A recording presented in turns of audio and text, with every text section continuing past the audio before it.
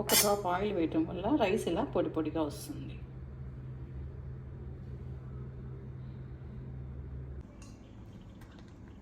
అన్నం ఎలాగో వండాలో చూద్దాము.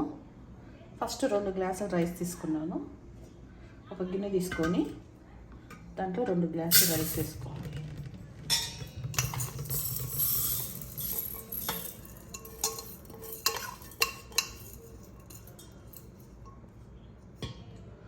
ఈ రైస్ బాగా వాష్ చేసుకోవాలి.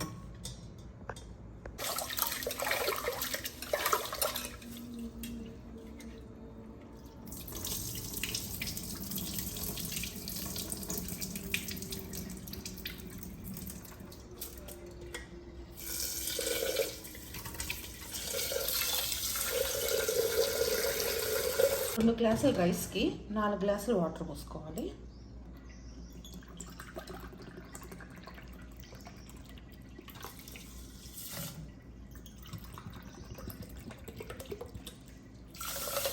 రెండు, 3, 4.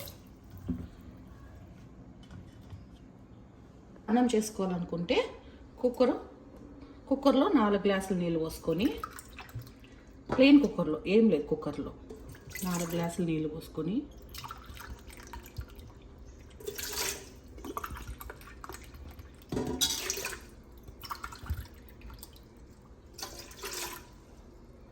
ఇందాక మనం వాష్ చేసుకున్న బియ్యము నీళ్ళు అన్ని కలిపి గిన్నెలో పెట్టుకున్నాం కదా, ఆ గిన్నె దీనిలో పెట్టేసేసి మూత పెట్టేసేసి స్విచ్ ఆన్ చేసి ఇక్కడ కుక్కర్ని పెట్టేయాలి.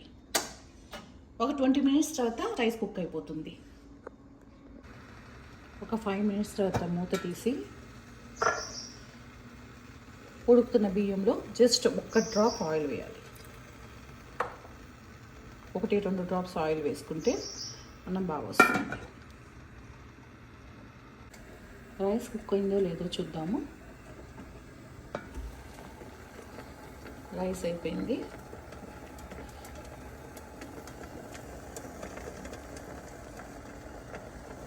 ఇంకా ఆఫ్ చేసుకోవచ్చు బటన్.